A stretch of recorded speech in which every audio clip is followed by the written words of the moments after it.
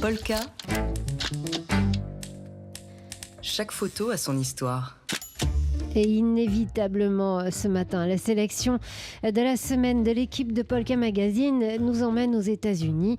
Avec vous, Dimitri Beck, on évoque les élections américaines. Nous n'avons pas vraiment fermé l'œil avec cette nuit américaine. À Polka, on a décidé de donner la parole à un photographe franco-américain que l'on connaît bien et avec qui nous avons travaillé plusieurs fois. Son nom, Peter Turnley.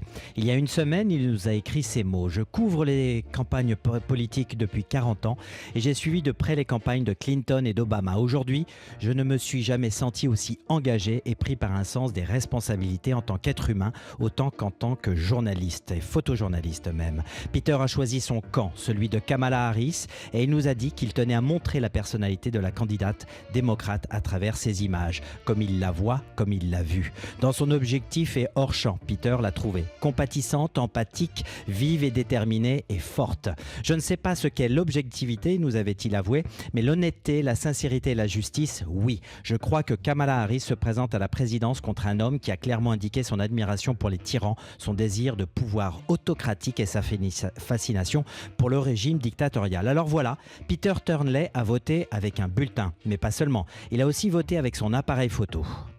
Et le résultat, vous l'avez publié chaque jour sur le compte Instagram de Polka Magazine. Oui, Laure, et il nous a envoyé une carte postale numérique, comme on pourrait l'appeler, composée de 10 photos et d'un texte tous les jours. Son regard et point de vue, celui d'un photojournaliste qui a suivi la candidate pendant plus de 15 jours. Il s'est rendu dans plusieurs des swing states, ces états pivots qui peuvent faire basculer l'élection, le Michigan, la Caroline du Nord, la Géorgie et la Pennsylvanie, dont on a beaucoup entendu parler. Cette nuit, il y a 3 heures, Peter Turnley nous a envoyé cette dernière photo qu'il a prise à Times Square, ce quartier vivant de Manhattan à New York. Un portrait, celui de Diana, 20 ans.